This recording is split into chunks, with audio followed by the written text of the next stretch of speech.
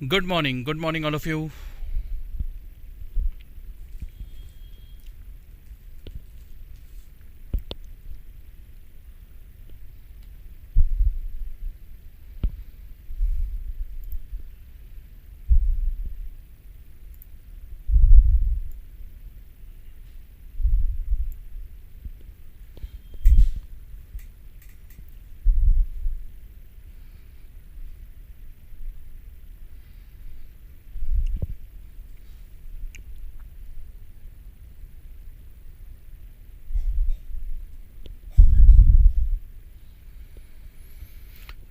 Good morning, beta. Good morning.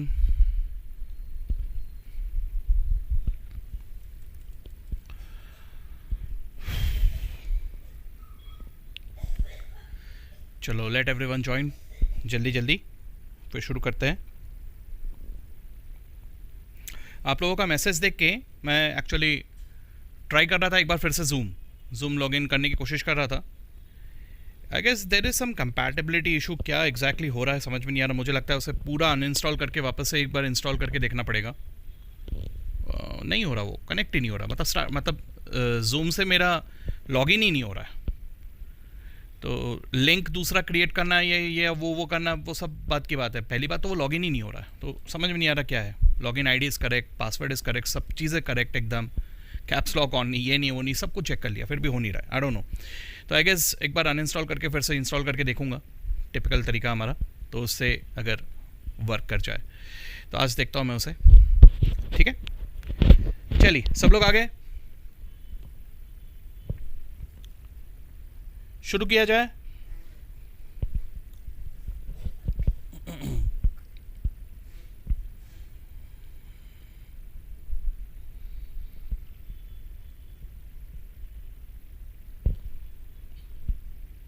थोड़ा 2 minute रुकते हैं और अभी तक सब लोगों ने ज्वाइन नहीं किया है. Late everyone join.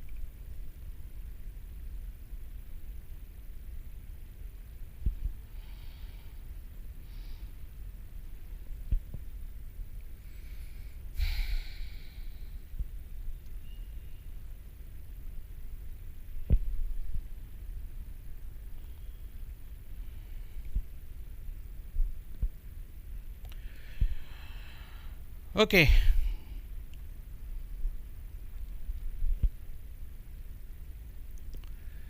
सो कल हमारा लास्ट केस कौन सा था. केस 7 तक कर लिया था ना. एक होमवर्क भी दिया था शायद मैंने आप लोगों को. एक होमवर्क भी दिया था.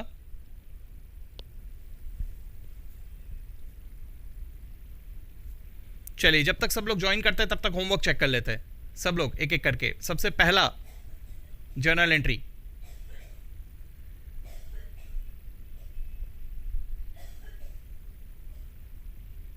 What is the first journal entry?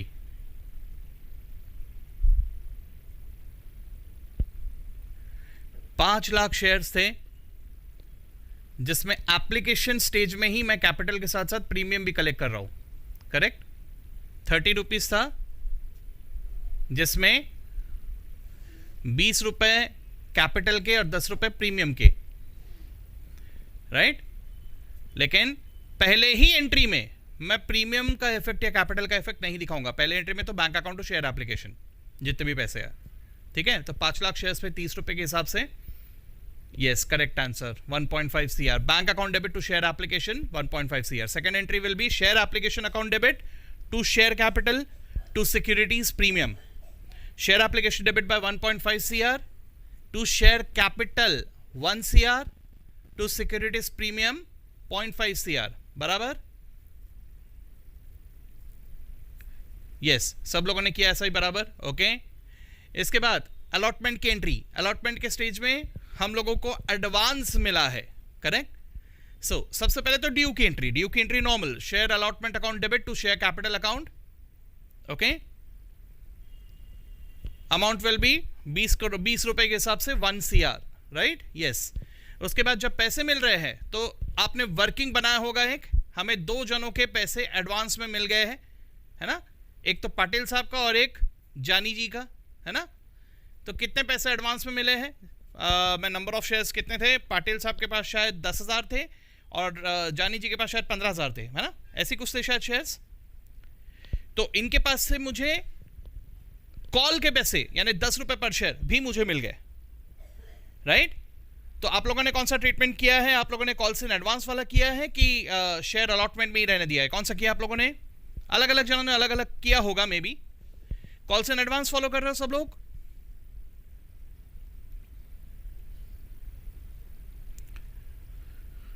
Right.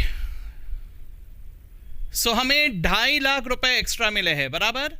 Yes. So bank account debit 2.5 lakh रुपए, to share allotment 1 CR, to calls in advance 2,50,000। Alternatively हम बैंक अकाउंट को डेबिट करके शेयर अलॉटमेंट को 1 करोड़ 2,50,000 भी क्रेडिट कर सकते हैं। बिल्कुल वैसा भी पॉसिबल है, ठीक है? Yes, right. उसके बाद share first and final call account debit to share capital 50 lakh 10 रुपए के हिसाब से, and then bank account debit 2.5 lakh कम मिलेंगे। बैंक अकाउंट डेबिट 47,50,000, बराबर? कॉल्स इन एडवांस डेबिट या share allotment account debit 2.5 lakh to share first and final call account, बराबर?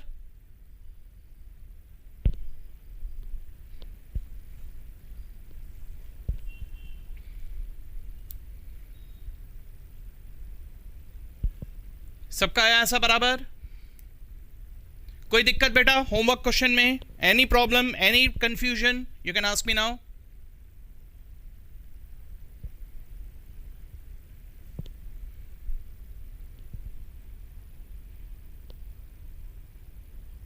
चलो ठीक है, तो आगे बढ़ा जाए। अभी हमारा नेक्स्ट केस नंबर जो भी है, केस 7 शायद से, may be, I don't remember, जो भी नंबर, जो भी केस नंबर है। अब हम लोग आज शुरू करेंगे विद कॉल्स इन अरियर्स, ठीक है? चलो, तो जो भी नंबर है लिखो, केस 7, केस 8 जो भी है, and give the heading calls in arrears.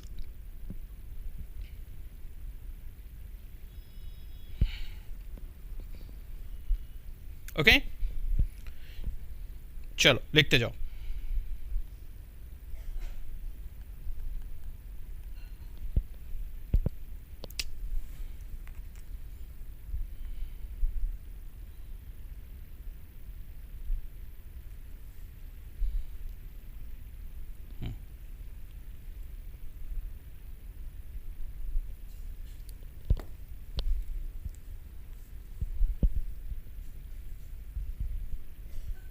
Case 8 है अपना, ओके सॉरी, मैं 7 सोच रहा था। केस 8, ठीक है?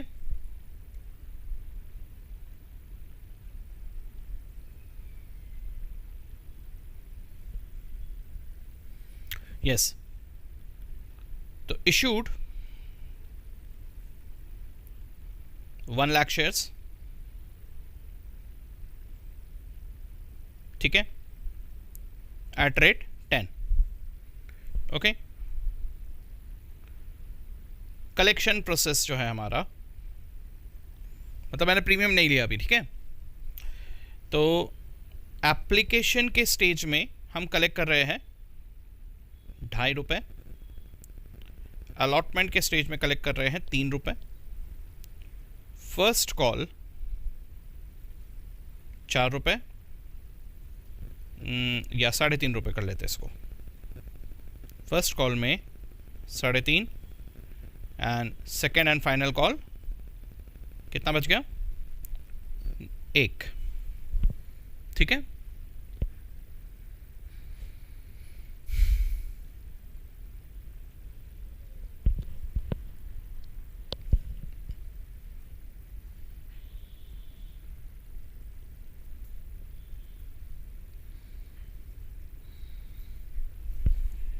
Now it is fully subscribed,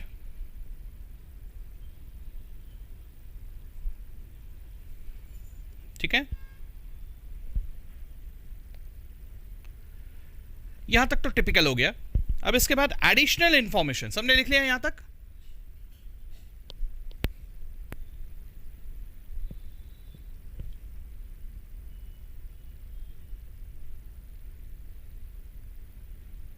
चलो आगे बढ़ते हैं अभी। इसके बाद एडिशनल इंफॉर्मेशन, एडिशनल इंफॉर्मेशन में मिस्टर आशीष, ठीक है, हु हैड से 7,000 shares, failed to pay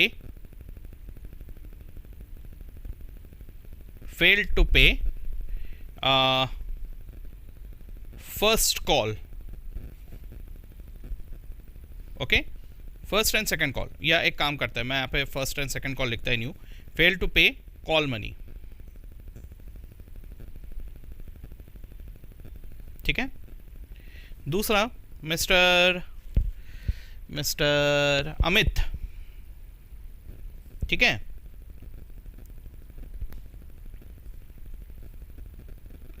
ये जो मैं नाम ले रहा हूं सारे काल्पनिक नाम है, इनका वास्तविकता से कोई लेना देना नहीं है। अगर यहां पर ग्रुप में कोई आशीष या कोई अमित होगा तो कृपया बुरा ना माने कि सर आपने हमें डिफॉल्टर बना दिया, ठीक है, तो भावुक ना होवे, ठीक है। तो अमित हु हैड 6,000 शेयर्स,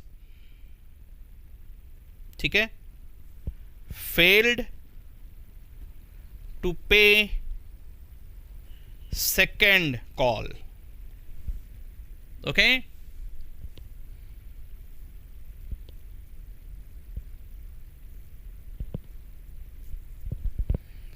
चलो जल्दी से लिख ले सब लोग।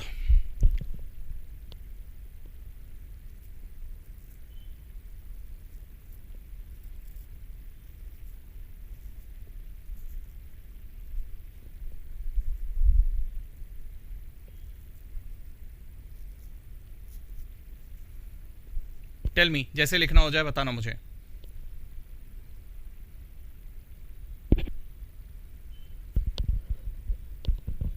डन, चलो बढ़े आगे।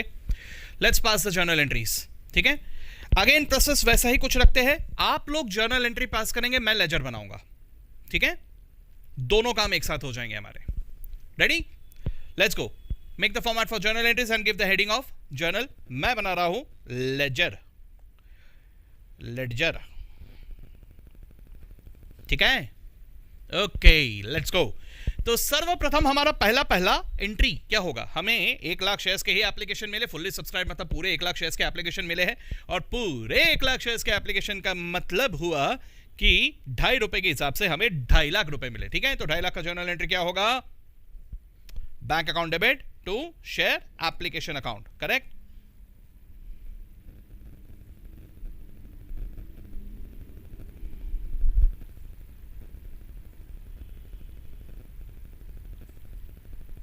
ठीक है, bank account debit to share application account. उम्मीद करता हूं कि अब तक तो भाई आदत हो गई कि हम इसे पढ़ पा रहे हैं, सिर्फ लिख नहीं रहे हैं, ठीक है। यहां लिखते ही मुझे समझ में आ रहा है, I am recognising my obligation. यहां लिखते ही मुझे समझ में आ रहा है कि मेरे बैंक में 2.5 लाख रुपए है, ठीक है, ओके। जैसे ये लिख लिया, उसके बाद नेक्स्ट अलॉटमेंट के वक्त में, उससे पहले तो ये जैसे हम लोगों ने अलॉट किया, पहले तो एप्लीकेशन को कैपिटल में ट्रांसफर करेंगे। Now we can pass a combined entry also, ठीक है। मैं अब तक अलग अलग एंट्री पास करता हुआ चल रहा था, लेकिन अब हम लोग थोड़ा धीरे धीरे आगे बढ़ते जा रहे हैं, तो अब थोड़ा सा मैं चीजों को मिक्स करते हो जाऊंगा। तो अब हम लोग कंबाइंड एंट्री पास कर सकते हैं। रीजन यार, जब मैं अलॉट कर रहा हूं तब मैं एप्लीकेशन मनी को भी कैपिटल के फॉर्म में रिकॉग्नाइज कर रहा हूं, और उसी स्टेज में मैं अलॉटमेंट के पैसे भी तो कॉल कर रहा हूं, है ना। So as a result, we can pass a combined journal entry. कैसा combined journal entry? Share application account debit. Share application को close करूंगा 2.5 लाख से. Share application debit 2.5 lakh. Share allotment debit. साथ ही साथ share allotment का पैसा भी कॉल कर लूंगा। कितना है share allotment का पैसा? 3 रुपए, यानी 3 लाख रुपए। तो share application debit 2.5 lakh, share allotment debit 3 lakh, to share capital account 5.5 lakh. combined entry, ठीक है। बिल्कुल ऐसा किया जा सकता है, तो कर लो आप लोग, क्योंकि ये दोनों एक ही डेट में होते हैं, ठीक है। Normally speaking we need to pass separate entries if these are in 2 different dates, but if these are in the same date तो हम लोग बिल्कुल इसको कंबाइन कर सकते हैं, ठीक है। तो मैं यहाँ पे इसको पोस्ट कर रहा हूँ, share application account debit to share capital 2.5 lakh, ठीक है, to share capital 2 lakh, sorry 2 नहीं, कितना था, 3 लाख, सॉरी 3 लाख, ठीक है। और शेयर कैपिटल अकाउंट में credit, share application, share allotment. देखो कितना प्यारे तरीके से सब चीजें बन रहे हैं। आपके शेयर कैपिटल अकाउंट में आपको इंफॉर्मेशन किस तरह से नजर आ रहा है, आपको क्लियर नजर आ रहा है कि भाई मैंने इंस्टॉलमेंट्स में पैसे कलेक्ट किए, एप्लीकेशन में 2.5 लाख, अलॉटमेंट में 3 लाख, पूरे डिटेल आपको समझ में आ रहा है, ठीक है। Anyone who refers to this books of accounts will get to know every single detail, कौन से डेट में किया, क्या किया, सब कुछ। Getting me? Okay, that's the beauty of accounting. Okay, चलो ये हुआ। अब इसके बाद हम लोग को पैसे मिल गए, तो पैसे मिल गए अलॉटमेंट में, तो पूरे पैसे मिले भैया, तो पूरे पैसे मिले तो to share allotment, bank account debit, to share allotment, पूरे 3 लाख। अलॉटमेंट के स्टेज तक कोई डिफॉल्ट नहीं हुआ, ठीक है, बाय बैंक 3 लाख। यहां तक सब लोग एकदम good boy and good girl थे, कोई प्रॉब्लम नहीं हुआ, पूरे पैसे मिल गए हमको, ठीक है। अब बारी आती है फर्स्ट कॉल की। सर फर्स्ट कॉल का भी हम लोग कंबाइंड एंट्री पास कर लेते थे, नहीं कर सकते, क्योंकि जब अलॉट किया तब वो एडजस्टमेंट कर सकते थे, क्योंकि वो एक ही डेट पे हो रहा था, लेकिन फर्स्ट कॉल तो अलग डेट पे हो रहा है ना, so that's why first call को मर्ज नहीं किया जा सकता। फर्स्ट कॉल की एंट्री क्या होगी? Share first call account debit to share capital, पहले ड्यू की entry, share first call account debit to share capital, ठीक है, 3.5 लाख रुपए। फर्स्ट कॉल शायद 3.5 लाख का था, है ना? यस, ध्यान से देखना, शेयर कैपिटल में मैंने कितना क्रेडिट किया, यहां से हमारे बेसिक्स डेवलप होने शुरू हो रहे हैं, ठीक है। सो प्लीज प्लीज ध्यान दे, यहां शेयर कैपिटल में मैंने कितना क्रेडिट किया? 3.5 लाख, है ना। यानी मैंने ड्यू मांगे हर एक बंदे से, सभी से मांगे, मुझे थोड़ी ना मालूम है कौन डिफॉल्टर है कौन क्या है, मैंने सभी से पैसे मांगे, और जितना भी मेरा कॉल्ड अप अमाउंट है, जितने भी पैसे मैंने मांगे हैं, वो पूरे पैसे मेरे शेयर कैपिटल अकाउंट में क्रेडिटेड दिखाई दे रहे हैं, ठीक है। चलो ठीक है भैया, अब जब मुझे पैसे मिले तो पूरे पैसे नहीं मिले, ठीक है। अब मैं आ रहा हूं मेरे वर्किंग में। वर्किंग में मुझे नजर आ रहा है कि फर्स्ट कॉल के स्टेज में एक ही बंदा है जिसने डिफॉल्ट किया है, सेकंड कॉल में 2 जन है, लेकिन फर्स्ट कॉल में एक ही है, आशीष। आशीष इज द डिफॉल्टर, ठीक है। तो आशीष ने 7,000 शेयर्स थे एंड ही फेल्ड टू पे द कॉल मनी, ओके। पहले कॉल में इसने डिफॉल्ट किया हुआ है, तो पहले फॉल्ट 7,000 शेयर्स है पहली बात। तो आशीष की अगर मैं बात कर रहा हूं, हर एक का अलग से अगर हम लोग एक वर्किंग बना ले, वर्किंग नोट का कोई पर्टिकुलर फॉर्मेट नहीं होता भैया, एक बात याद रखना, वर्किंग नोट जैसा चाहो वैसा बनाओ, ठीक है।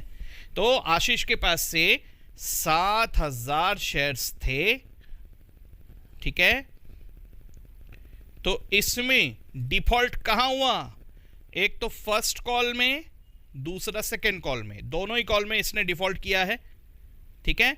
तो फर्स्ट कॉल का पैसा निकालने जा रहा हूं, तो फर्स्ट कॉल है @3.5, तो निकाल लो भैया, 7,000 इंटू 3.5, इतने पैसे नहीं मिले, 7,000 इंटू 3.5, ठीक है, 24,500, इतने पैसे नहीं मिले। सेकंड कॉल का सेकंड कॉल के वक्त पे सोचेंगे, ठीक है। तो मुझे 24,500 रुपए नहीं मिले, ठीक है। बाकी लोगों से पैसे मिल गए, ठीक है, बाकी लोगों से बिल्कुल पैसे मिल गए, कोई प्रॉब्लम नहीं है, ठीक है। तो भैया बाकी लोगों से मुझे कितने पैसे मिले? देखो सिंपल सा है, हर बार पूरा डिटेल लिखने की जरूरत नहीं है, 3.5 लाख रुपए है, ठीक है। सो 3.5 लाख रुपए मांगे थे, कितने पैसे नहीं मिले? 3.5 लाख रुपए में से 24,500 नहीं मिले, यानी कितने पैसे मिल गए? 3.5 लाख माइनस 24,500, यानी 3,25,500 रुपीज मिल गए, ठीक है, सिंपल, ओके। तो इसका एंट्री क्या होगा? Bank account debit, bank account debit 3,25,500। अब मैं फिर से 2 ट्रीटमेंट बता रहा हूं, एक एक करके लिखना, आप लोग एक एक करके लिखना, ठीक है। तो आपको यहां से क्वेश्चन को स्प्लिट कर देना है, ठीक है। आप पहले एक एंट्री लिखोगे, एक सेट ऑफ एंट्रीज लिखोगे, एक तरीका देखोगे, उसके बाद आप फिर से दोबारा लिखोगे सेट ऑफ एंट्रीज। भले ही बाद में आप कोई एक ही तरीका फॉलो करना, लेकिन आपके रजिस्टर में मैं चाहता हूं कि दोनों तरीके मौजूद रहे, ठीक है? तो देखते हैं एक एक करके। पहले मैं कॉल्स इन अरियर्स अकाउंट का यूज नहीं कर रहा हूं, ओके?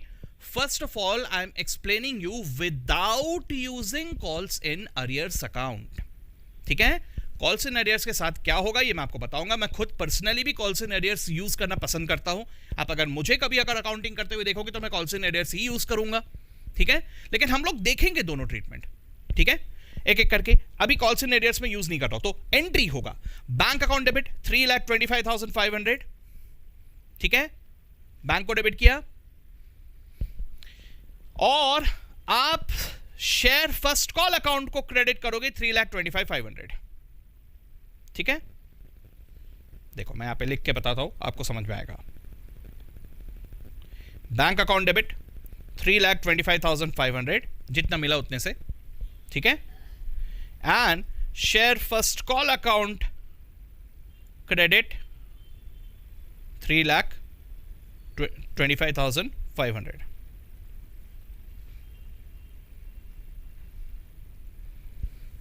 चलेगा? ठीक है भैया। अब व्हाट हैपेंस इज कि अगर आप ध्यान से देखो तो आपके शेयर फर्स्ट कॉल अकाउंट आपको स्क्रीन पे दिखाई दे रहा है, and what you see here कि it carries a balance of 24,500 and it carries a debit balance of 24,500। Kidding me? So what happened is कि मैंने शेयर फर्स्ट कॉल में पहले तो सभी लोगों से मांगे थे, उन लोगों से जितने लोगों के पैसे मिल गए उतने अकाउंट से मैंने अमाउंट से मैंने क्रेडिट कर दिया, यानी उतने लोगों का अकाउंट सेटल हो गया, ठीक है? ध्यान से देखो क्या हो रहा है, इंफॉर्मेशन को पढ़ो आप। मैंने सारे शेयर होल्डर से 3.5 लाख रुपए मांगे थे, ठीक है? 3.5 लाख रुपए मांगे थे। अब वो 3.5 लाख रुपए में से 3,25,500 मिल गए, तो जितने मिल गए उतने के अकाउंट मैंने सेटल कर दिए। ये डेटर अकाउंट जैसे ही हुआ ना, शेयर होल्डर से मैं पैसे मांग रहा हूं, उनसे पैसे रिसीवेबल थे, कितने थे? 3.5 लाख, तो 3,25,500 मिल गए, उनके अकाउंट को मैंने क्रेडिट कर दिया, सेटल कर दिया, खत्म। लेकिन अभी भी वहां 24,500 का डेबिट बैलेंस है। This represents the account. Now this first call account represents the account of those shareholders from whom the money is still receivable. ठीक है? तो जब तक पैसा मिलता नहीं तब तक ये इसी तरह का डेबिट बैलेंस शो करता रहेगा, ठीक है? सौरभ रिवर्स एंट्री कहां बोल रहे हो आप? मैं समझा नहीं, कहां पर रिवर्स एंट्री?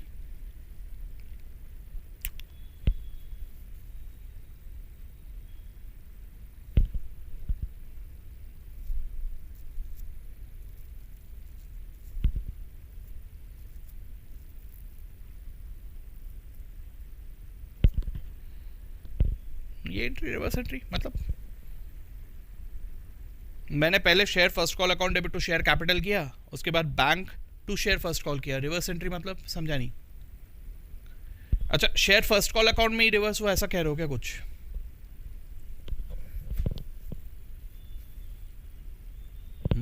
ये एंट्री कैसे रिवर्स हुई? अभी तक तो किया नहीं रिवर्स। पहला एंट्री था share first call account debit to share capital, उसके बाद bank account debit to share first call, reverse हुआ ही नहीं। हाँ, सिर्फ ये अकाउंट में रिवर्स साइड में आया। हाँ, ठीक है, ओके, अच्छा है ना? मिस्टेक करने से अच्छा है, ये एग्जाम में होता उससे अच्छा अभी हो गया है ना? तो अभी हो गया तो करेक्ट कर लिया, अब एग्जाम में नहीं होगा, ठीक है? Everything has a good side there, okay. चलो भैया, ये हो गया हमारा शेयर फर्स्ट कॉल अकाउंट। अब इसको ऐसे ही रहने देंगे, ये पड़ा रहेगा यहाँ पे, ठीक है? अब आगे बढ़ेंगे शेयर सेकंड कॉल में। शेयर सेकंड कॉल एंट्री क्या होगा? Share second call account debit, second and final call, ठीक है? Share second and final call account debit to share capital, ठीक है? पूरे 1 लाख। 1 लाख कैसे सर? 1 लाख शेयर्स थे, शेयर सेकंड कॉल के 1 रुपए थे। कंबाइंड एंट्री वैभव किस चीज की बात कर रहे हो आप? फर्स्ट कॉल की कि सेकंड कॉल की? एक ही बात याद रखना, अगर डेट अलग अलग है तो कंबाइन नहीं कर सकते। अगर डेट सेम है, एक ही वक्त में ट्रांजैक्शन हो रहा है, तो बिल्कुल आप कंबाइन कर सकते हो। आप कौन से 2 एंट्री को कंबाइन करने की बात कर रहे हो? फर्स्ट कॉल और सेकंड कॉल को तो कर नहीं सकते क्योंकि इनके डेट अलग अलग है। सेकेंडली, फर्स्ट कॉल कि पैसे मिलने का डेटा अलग है और कॉल करने का डेटा अलग है, तो उसको भी कंबाइन नहीं कर सकते। ठीक है,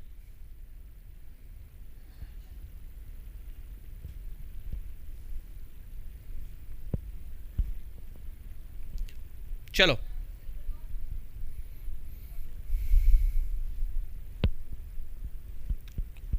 सो share second and final call account debit.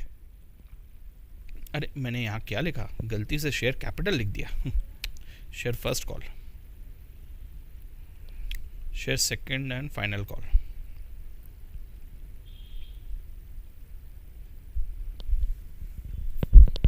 ठीक है, तो पहला एंट्री सबने कर लिया, share second and final call account debit to share capital 1 lakh रुपए। ठीक है, अब पैसे लेते वक्त पैसे किसी और डेट पे मिल रहे हैं, राइट? सो मुझे एक अलग से एंट्री पास करना होगा, और पैसे मिलते वक्त आई हैव टू सी कि डिफॉल्टर कितने हैं। इस बार एक और डिफॉल्टर आ गया। कौन है डिफॉल्टर? गौर से देखिए डिफॉल्टर को, यही है वो डिफॉल्टर। कौन? Amit. Amit is the defaulter. ठीक है, ओके। अमित के पास कितने शेयर्स थे? 6000 शेयर्स थे। ठीक है, तो भैया यहां पर जो डिफॉल्ट की बात आ रही है, इसने सिर्फ सेकेंड कॉल में डिफॉल्ट किया, तो ये पुराने डिफॉल्टर को मत भूल जाना। एक डिफॉल्टर तो पुराना पुराना है, ये नया नया है। ठीक है, तो नए नवेले डिफॉल्टर के चक्कर में पुराने डिफॉल्टर को भूल न जाना। ठीक है, तो पुराना डिफॉल्टर है ही। 1 रुपए के हिसाब से इसके पास 7000 शेयर्स थे, तो इसने 7000 रुपए का डिफॉल्ट किया है, आशीष ने। ठीक है, और इसके पास 6000 शेयर्स थे, इसने 1 रुपए के हिसाब से 6000 रुपए का डिफॉल्ट किया है।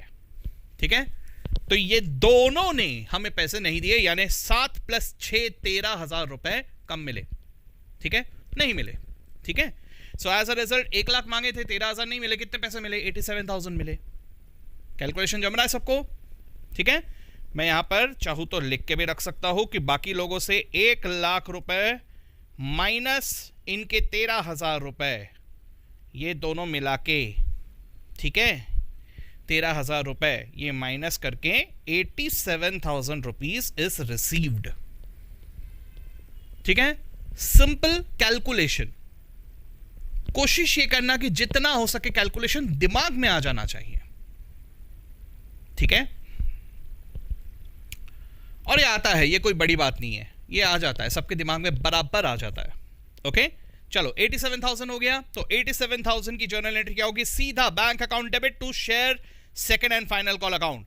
Bank account debit to share second and final call account. Share second and final call account 87,000 bank account debit to share second and final call account.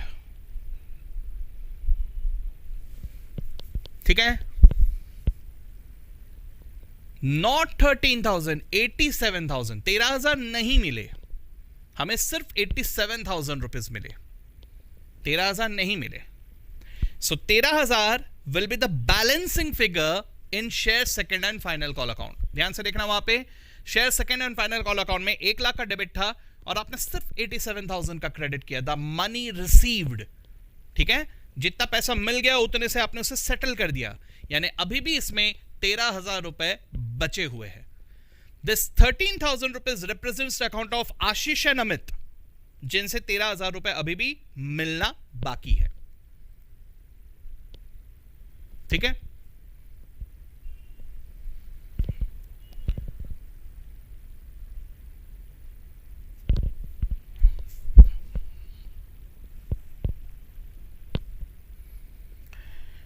अब अगर हम ध्यान से देखें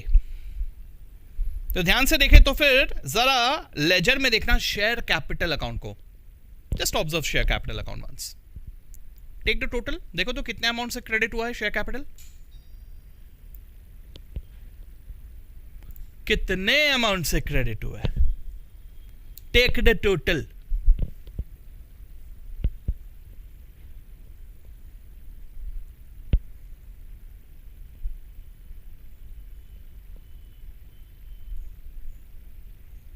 ₹10 लाख से क्रेडिट हुआ है, बराबर? शाबाश। तो 10 लाख रुपए से शेयर कैपिटल क्रेडिट हुआ, लेकिन बैंक अकाउंट कितने से डेबिट हुआ? Take the total.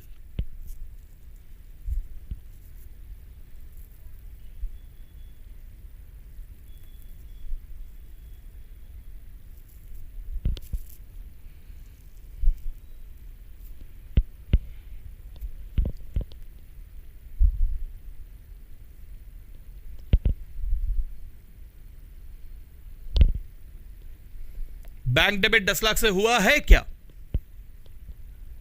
Take the total.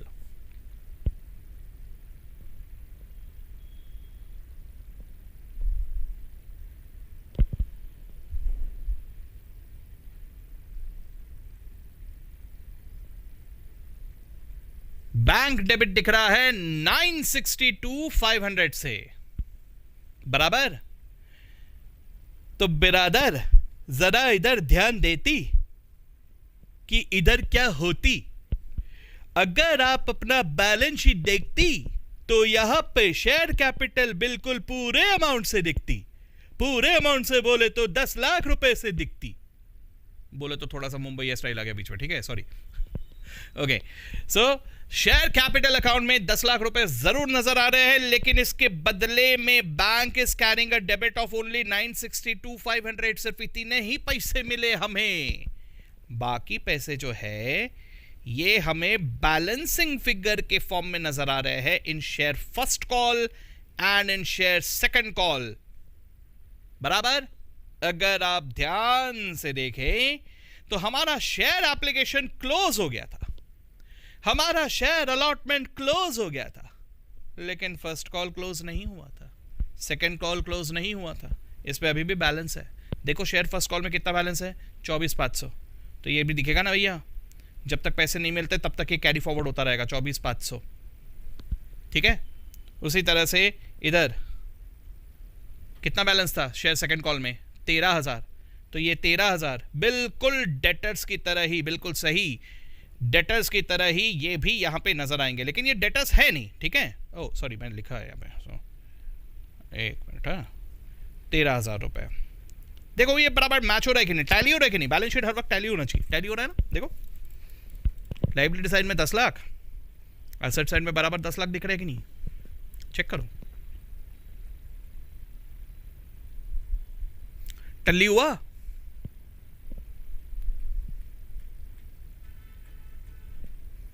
ये टल्ली हो गया। ओके चलो, तो टल्ली हो गया, वेरी गुड। ओके तो भैया ये अगर हम लोग थोड़ा ध्यान से देखें तो ऐसा जो होता है ना, देखो क्या होता है, अगर डिफॉल्ट किया किसी ने, इसका भी एक प्रोसेस होता है, एक प्रोसीजर होता है प्रॉपर।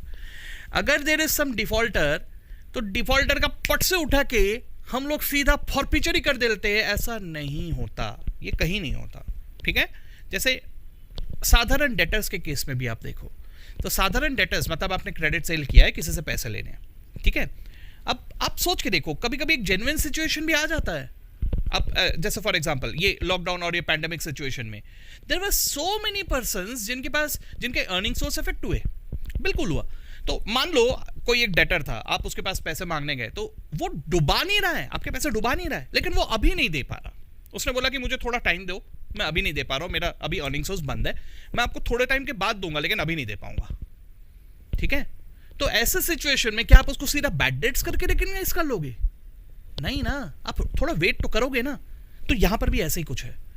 अगर किसी शेयर होल्डर ने अभी पैसे नहीं दिए तो हम सीधा उसको फॉरफिट नहीं करेंगे, ये बात पहले ध्यान में रखना, ठीक है।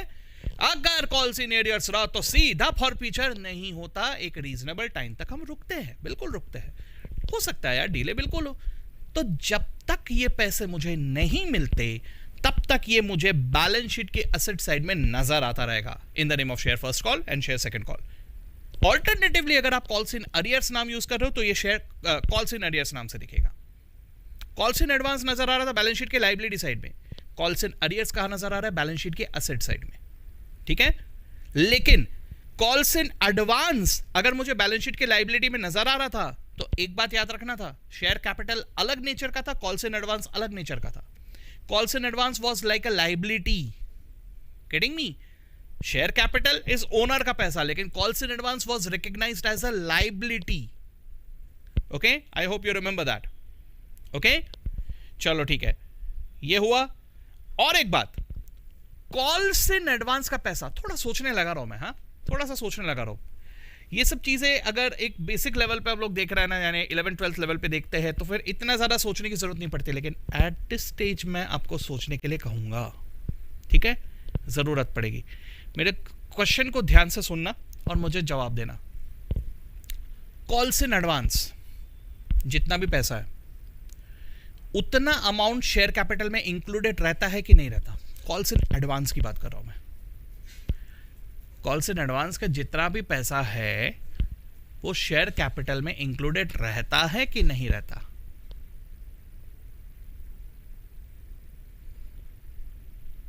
आता हूं बेटा, मैं उसमें भी आता हूं, पहले मुझे इस क्वेश्चन का जवाब दो.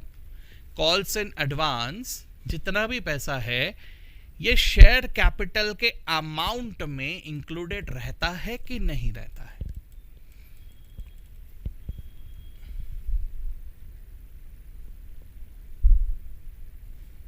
नहीं रहता.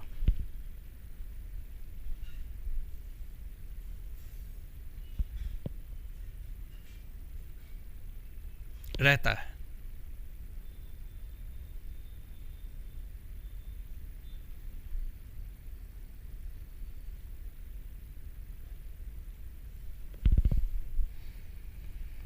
चलो, मैंने आपको कॉल्स इन एडवांस के बारे में पूछा है, बराबर.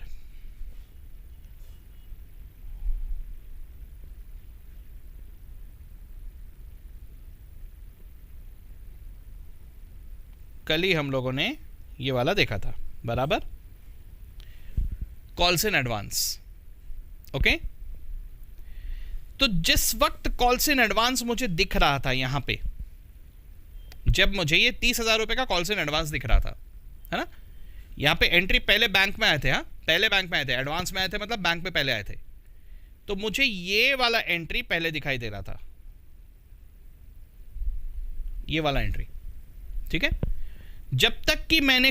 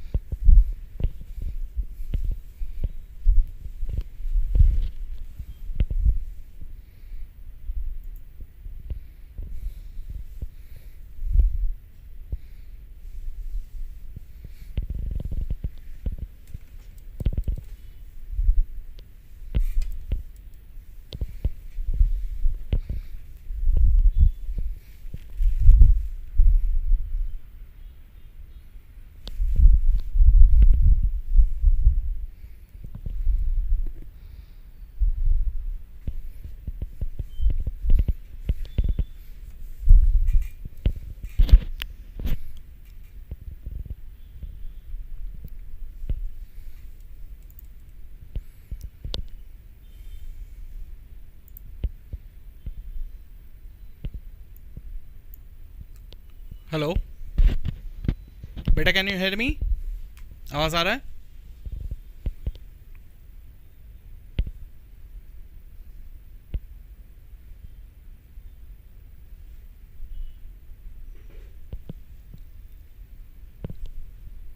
ओके बेटा, एक चीज़ है, there is a camera issue, I don't know what is the problem exactly, लेकिन चार्ज नहीं हो रहा है. मैंने अभी जस्ट देखा तो कैमरा चार्ज ही नहीं हो रहा है. इट माइट बी द मतलब अडॉप्टर इशू या केबल इशू, एग्जैक्टली वो देखना पड़ेगा. तो मैंने अभी इसको डायरेक्ट कनेक्ट करके चालू तो किया है, लेकिन आई होप कि ये इस तरह से चले. अगर ये बंद हो जाए इन केस, तो अनफॉर्चुनेटली हमें आज का क्लास रोकना पड़ेगा यहीं पे. अगर ये बंद हो गया तो ठीक है. तो अभी अगर बंद हुआ मतलब we have to stop the class. लेकिन अगर ये चला, उम्मीद करते हैं, let's hope for the best कि ये बंद नहीं होगा, चलेगा. ठीक है, लेट्स सी. तो मैं कंटिन्यू कर रहा हूँ इस उम्मीद पे कि बंद नहीं होगा. ओके तो अगर बंद हो गया तो समझ लेना कि आज का क्लास फिर अभी हम लोग को यहाँ पे रोकना पड़ रहा है. Okay, will continue back tomorrow then. चलो मैं अभी कंटिन्यू कर रहा हूँ. Let's see. सो मैंने आपसे क्वेश्चन पूछा था बिफोर दिस गड़बड़ कि कॉल्स इन एडवांस अगर कुछ भी रहा तो क्या ये शेयर कैपिटल में पैसा इंक्लूडेड रहेगा. तो मैंने कल जो ये क्वेश्चन देखा था, कल हम लोगों ने ये क्वेश्चन देखा था. इस क्वेश्चन में हमने देखा था कि हमें हैप्पी सिंह साहब के पास से 30,000 रुपए एडवांस में मिल गए थे, बराबर. तो ये 30,000 शेयर कैपिटल में जब तक ये सेटल नहीं हुआ, जब तक ये एडजस्ट नहीं हुआ, तब तक क्या ये शेयर कैपिटल में दिख रहा था. ठीक है. तो दोस्तों मतलब मैं ये कह रहा हूं कि share first and final call होने से पहले, नॉट बाद में, share first and final call होने से पहले, क्योंकि share first and final call एक बार हो गया तो ये कॉल्स इन एडवांस तो क्लोज हो गया ना. तो share first and final call होने के पहले क्या ये शेयर कैपिटल में इंक्लूडेड था. तो जरा ध्यान से देखना, यहां पर हमने शेयर कैपिटल अकाउंट भी बना के रखा था, ये रहा, है ना. Share first and final call होने से पहले जरा देखना मेरे शेयर कैपिटल अकाउंट में कितना नजर आ रहा है. कैन आई से 7.5 lakh share first and final call होने से पहले, है ना. कहने का मतलब फर्स्ट एंड फाइनल कॉल होने से पहले मेरे शेयर कैपिटल अकाउंट में उतना ही पैसा दिख रहा है जितना कॉल किया है. कहने का मतलब, मैं बार बार आपको एक ही बात कह जा रहा हूं, शेयर कैपिटल कितने अमाउंट से मुझे नजर आता है बैलेंस शीट में, by the called up amount. If it is a calls in advance, यानी मुझे पैसे मिले लेकिन मैंने कॉल अभी तक नहीं किया. Are you getting me? मुझे पैसे मिले लेकिन मैंने अभी तक कॉल नहीं किया. Are you getting me? So this means calls in advance के पैसे शेयर कैपिटल में इंक्लूडेड नहीं होंगे. ये बैलेंस शीट पे कैसा नजर आएगा? बैलेंस शीट पे ऐसा नजर आएगा, शेयर कैपिटल 7.5 लाख, ये वाले. ठीक है. ये कब तक कह रहा हूं? जब तक कि ये कॉल फर्स्ट कॉल नहीं हुआ तब तक की बात कर रहा हूं. यहीं पे नजर आएंगे कॉल्स इन एडवांस 30,000 रुपए. ठीक है. और मेरे बैंक में कितने पैसे होंगे? 7,80,000. इतने पैसे मेरे बैंक में रखे होंगे, है ना. 7.5 लाख तो कॉल किए हुए पैसे, 30,000 जो एडवांस में मिले, तो 7,80,000 will appear in my bank, मेरे बैंक में पड़ा होगा. और इसमें से 750 is the money belonging to capital, बाकी का 30,000 इज कॉल्स इन एडवांस. तो ये कॉल्स इन एडवांस का पैसा इस शेयर कैपिटल में इंक्लूडेड नहीं है. सो ये है ओनर का पैसा, ये है लाइबिलिटी. ये मेरे लिए क्या हो गया? ये मेरे लिए हो गया लाइबिलिटी. ठीक है. अच्छा ठीक है. अब प्रश्न ये उठता है कि अभी अभी जैसे मुझे एक डाउट पूछा, किसने पूछा, ठीक है, मुझे किसी ने अभी डाउट पूछा था कि ये क्या मानेंगे, इस लाइबिलिटी को क्या मानेंगे, इस लाइबिलिटी को करंट लाइबिलिटी मानेंगे कि इसे लॉन्ग टर्म लाइबिलिटी मानेंगे. ठीक है. तो मेरा कहना है कि इसको डिपेंड करता है कि आप कौन सा लाइबिलिटी मानोगे. It completely depends. कैसे डिपेंड्स सर? देखो बात को समझो. ये लाइबिलिटी सेटल कब होने वाला है? ये लाइबिलिटी सेटल कब होने वाला है? If it is getting settle within the accounting period और before the end of the working capital cycle. अगर सुना होगा आपने इसके बारे में, नहीं सुना होगा तो रहने दो. अभी वर्किंग कैपिटल साइकिल के बारे में अगर नहीं सुना है तो रहने दो. Before the end of the year ऐसा समझ लो, 1 साल के पहले. ठीक है. तो अगर उसके पहले ये सेटल हो जा रहा है तो फिर मैं ऐसे कॉल्स इन एडवांस को करंट लाइबिलिटी कहूंगा. नहीं हो रहा है तो लॉन्ग टर्म लाइबिलिटी कहूंगा. सर तो ये कैसे समझ में आएगा? देखो सारे डेट्स फिक्स्ड रहते हैं, है ना. हम लोग कब कॉल करने वाले हैं, ये सब कहीं ना कहीं एक अगर with in a short period of time में अभी इसे कॉल करने जा रहा हूं, आने वाले 2 महीने 3 महीने में ही कॉल करने जा रहा हूं, तो ये 2 महीने 3 महीने में एडजस्ट होने जा रहा है, then in that case this will definitely be treated as a current liability.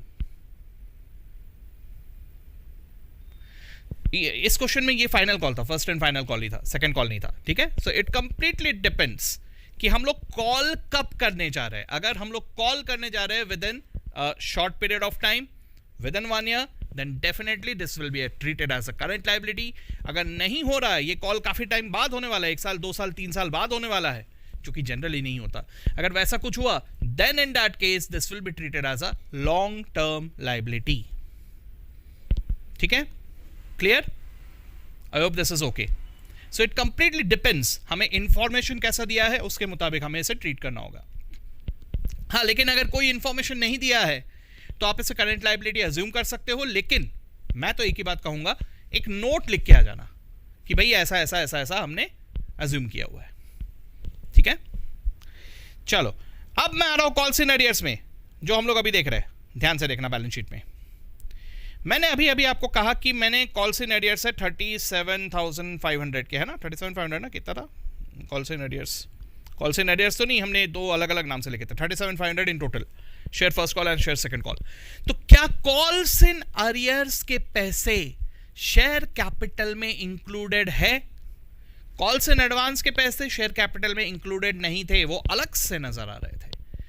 Calls in arrears के पैसे क्या शेयर कैपिटल में इंक्लूडेड है?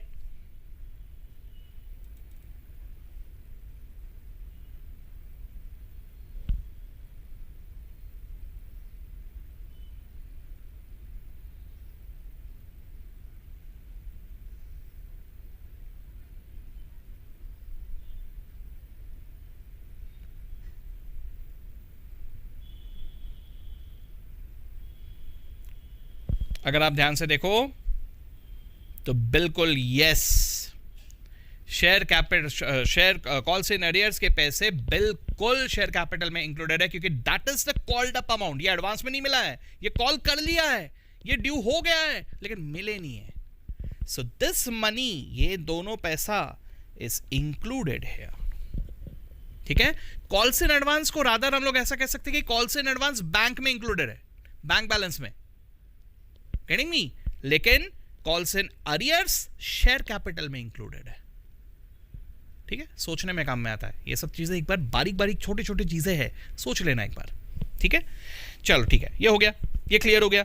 अब ये हुआ हमारा पहला ट्रीटमेंट। अब आगे चल के अगर पैसे मिले, मालूम नहीं ना पैसे मिलेंगे कि नहीं मिलेंगे, 2 बातें हो जाएंगे, या तो बंदा मुझे आगे चल के पैसे दे देगा या तो नहीं देगा। अगर नहीं देगा तो उसके शेयर्स को हम करेंगे फॉरफीट। उसका भी एक प्रोसीजर होता है, उसको पहले हम एक नोटिस भेजते हैं कि भाई साहब आपके पैसे आने वाले थे, किधर है ओ यार, ये पैसे मांगे थे कब दोगे, है ना। पहले नोटिस वोटिस का एक पूरा लीगल प्रोसीजर चलता है। अगर उसके बाद भी नहीं हुआ कुछ, तब जाके हम फॉरफिट करते हैं।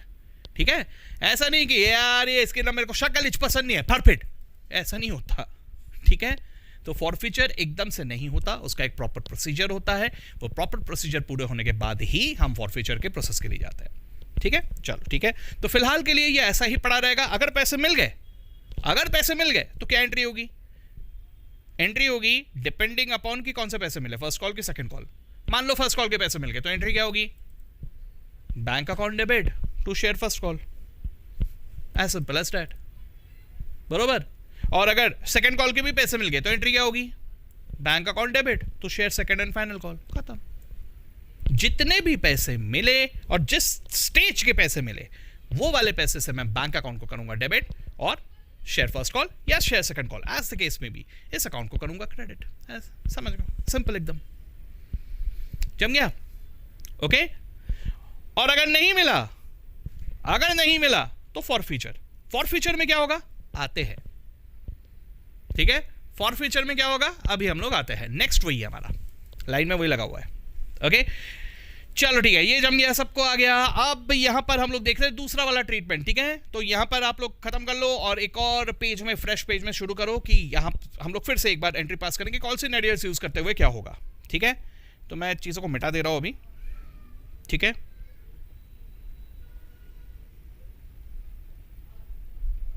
एक्चुअली इसे नहीं भी मिटाया तो भी चलता है, लेकिन अमाउंट चेंज होगा। ठीक है, चलो। सो दोस्तों, सबसे पहले फर्स्ट कॉल की एंट्री सबने रेडी हो ना? हाँ, तो शेयर फर्स्ट कॉल की एंट्री वही रहने वाली है। Share first call account debit to share capital, same entry. Share first call account debit to share capital. उप्स,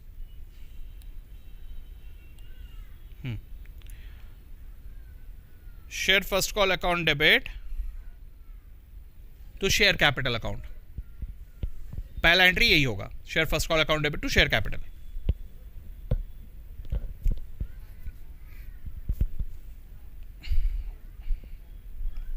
इसको मिटाई देता हूं ना तो कंफ्यूजन होगा। फर्स्ट कॉल का स्टेज का एंट्री कर लिया हम लोगों ने।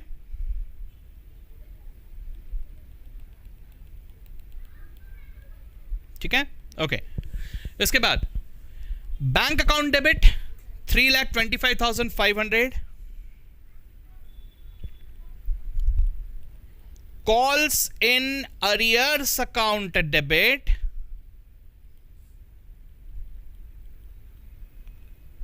calls in arrears account debit 24,500,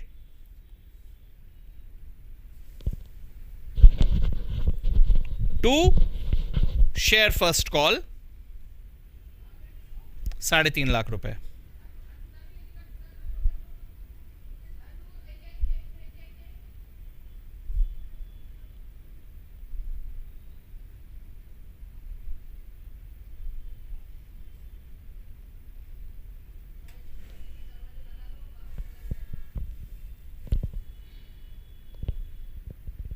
ठीक है, कर लिया एंट्री? यस। ऑब्जर्व करो, इस एंट्री को पास करने से हो ये रहा है कि अब मैं शेयर फर्स्ट कॉल अकाउंट को भी क्लोज कर दे रहा हूं। अब मेरे शेयर फर्स्ट कॉल अकाउंट में कोई बैलेंस नहीं है। ठीक है, इनफैक्ट ये कॉल्स इन अरियर्स मुझे अलग से नजर आ रहा है in the name of calls in arrears account. Effect वही है, सेम इफेक्ट है, बस ट्रीटमेंट अलग है, प्रेजेंटेशन अलग है, बस। ठीक है, तो यहां पे मुझे अलग से नजर आएगा। जो डिफॉल्ट है से इनके लिए मैंने एक अलग अकाउंट बना लिया। ठीक है, दैट्स इट। बाकी सब वैसा ही है। जमा सबको?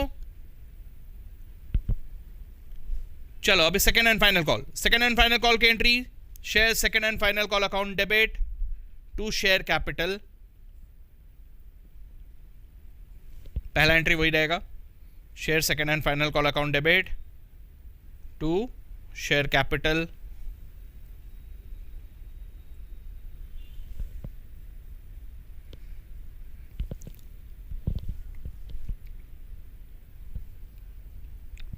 उसके बाद पास से general entry, bank account debit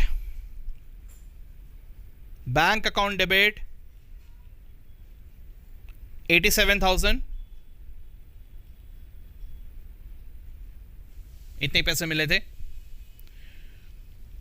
calls in arrears account debit, calls in arrears account debit 13,000, जो सेकेंड कॉल में नहीं मिले। ठीक है, and share second and final call account credit by full 1 lakh.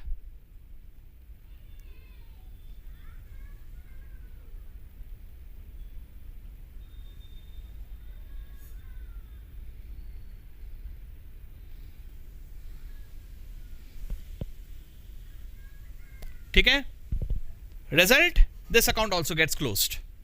अब पूरा का पूरा कॉल्स इन अरियर्स अकाउंट में बैलेंस नजर आ रहा है। करेक्ट? सो जो भी पैसा मिलना बाकी है वो मुझे यहां नजर आ रहा है, जो मिल गया वो यहां नजर आ रहा है, और जो भी पैसा मिलना बाकी है वो मुझे नजर आ रहा है इन कॉल्स इन अरियर्स अकाउंट।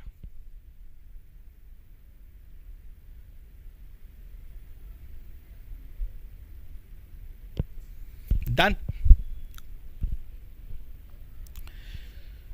तो जब तक मुझे ये पैसा मिलता नहीं तब तक मेरे बैलेंस शीट के लायबिलिटी साइड में शेयर कैपिटल अपीयर करेगा बाय द फुल अमाउंट, पूरे कॉल्ड अप अमाउंट से, 10 लाख से। ठीक है, और मेरे बैंक में नजर आएंगे 962,500 and calls in arrears account will appear on the asset side with a balance of 37,500. Simple. ठीक है. आगे चल के अगर पैसे मिल गए तो एंट्री क्या होगी? Bank account debit to calls in arrears. ठीक है, जितना भी पैसा मिला उतने से bank account debit to calls in arrears. ठीक है. लेकिन अगर पैसा नहीं मिला, अगर पैसा नहीं मिला तो मैं इन शेयर्स को कर दूंगा फॉरफिट. और फॉरफिट करते वक्त कॉल्स इन अरियर्स का कुछ रोल होगा. ये बात समझ में आ रहा है?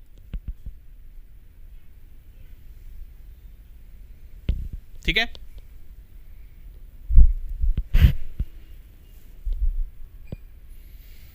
अब सब लोग एक बात सोचना, सिर्फ एक बात सोचना, नथिंग एल्स.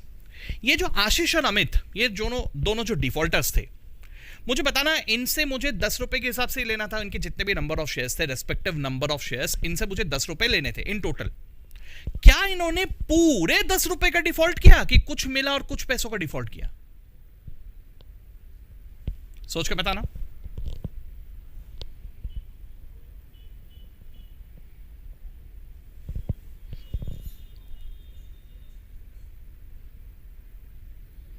क्या इसने पूरे डूबा है? इन लोगों ने पूरे 10 रुपए का ही डिफॉल्ट किया कि कुछ का डिफॉल्ट किया और कुछ अभी भी मिल गया है? हमें पहले ही मिल गया है, हमें कुछ मिला है ना, कुछ तो भी मिला है. अगर मैं ध्यान से देखूं तो मुझे आशीष से कहना से प्रति शेयर 5.5 रुपए मिल चुके हैं. बराबर. आशीष इससे 10 रुपए लेने थे, 10 में से 5.5 रुपए मिल गए. बराबर. 4.5 रुपए नहीं मिले. कहना से सो ये भेदभाव करना आना चाहिए मुझे. इसी तरह से अगर मैं अमित की बात करूं तो अमित से भी 10 ही मांगे थे. 10 में से मुझे कहने से कि 9 रुपए मिल गए हैं और 1 रुपए नहीं मिले. 9 रुपए मिल गए, 1 रुपए का डिफॉल्ट किया इसने.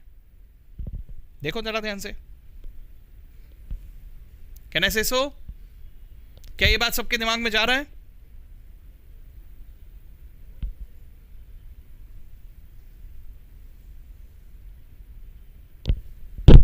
ठीक है. ओके. सो दोस्तों, let me tell you one thing. अब मैं फॉरफीचर की दुनिया में एंटर करने जा रहा हूं. Forfeiture is the consequent result, मतलब सबसे consequence of calls in arrears. अगर कॉल्स इन अरियर्स से अगर डिफॉल्ट किया है तो हम पहले ईमानदारी से पैसे मांगेंगे. अगर पैसे मिले तो बहुत अच्छी बात है, नहीं मिला तो फॉरफिट करेंगे. So forfeiture is a consequence of calls in arrears. ठीक है. अगर ये कॉन्सिक्वेंस है of calls in arrears, then in that case मुझे और एक बात पे ध्यान देना पड़ेगा. ठीक है.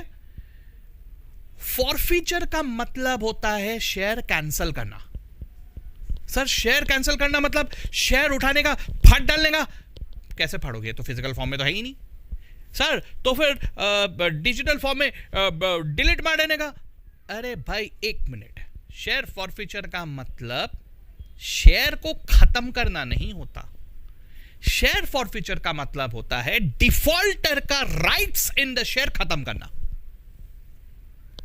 क्या कहा मैंने क्या कहा? शेयर्स जैसे है वैसे ही रहेंगे. शेयर्स में कोई चेंज नहीं आएगा. ठीक है. What I am doing here in the form of forfeiture is I am cancelling the rights of the defaulter in the shares.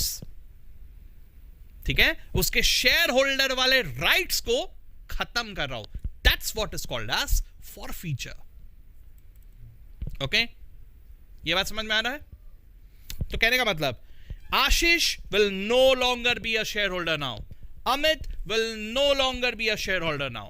This is what is called as forfeiture. Okay? चलो ठीक है. अब अगर मैं इनके पैसों को कैंसिल आउट कर रहा हूं तो जरा ध्यान से देखना. इनके राइट्स को कैंसिल आउट कर रहा हूं, पैसे नहीं, सॉरी. इनके राइट्स ऑन द शेयर्स को अगर मैं कैंसिल आउट कर रहा हूं, देन इन दैट केस भैया इतना तो ठीक है, ये पैसे नहीं मिले थे या ये पैसे नहीं मिले थे, बट व्हाट अबाउट ये वाले पैसे? ये तो मिल गए थे ना. तो अगर आप राइट्स कैंसिल आउट कर रहे हो तो ये 5.5 और 9 रुपए, 5.5 आशीष से और 9 अमित से, ये उनको वापस कर दोगे? नहीं करेंगे। दैट्स द ब्यूटी है, दैट्स द फन है। यार ये हमारा गलती थोड़ी है, हमने तो आपसे पैसे मांगे थे, आपने तो शेयर्स लिए थे ना, अपनी मर्जी से ही लिए थे, कोई जबरदस्ती थोड़ी ना दिए थे हमने आपको, है ना। तो आपने अपनी मर्जी से लिए थे, तो जब पैसे आपको देने का ऑब्लिगेशन बनता था तब आपको देना चाहिए था। अब आपने नहीं दिया तो गलती आपकी है। अगर गलती आपकी है तो ये जो पैसे हमने जब्त कर लिए हैं ना, ये जो पैसे यहां पर आपसे मिल चुके हैं हमें, ये पैसे मैं जब्त कर लूंगा, ये मैं आपको वापस नहीं करूंगा। 5.5 रुपए फ्रॉम आशीष एंड 9 रुपए फ्रॉम अमित, ये हमें मिल चुके हैं। अब मैं जैसे शेयर फॉरफिट करूंगा तो ये पैसे मैं आपको वापस नहीं करने वाला, ये मैं रख लूंगा। ये है आपका पनिशमेंट।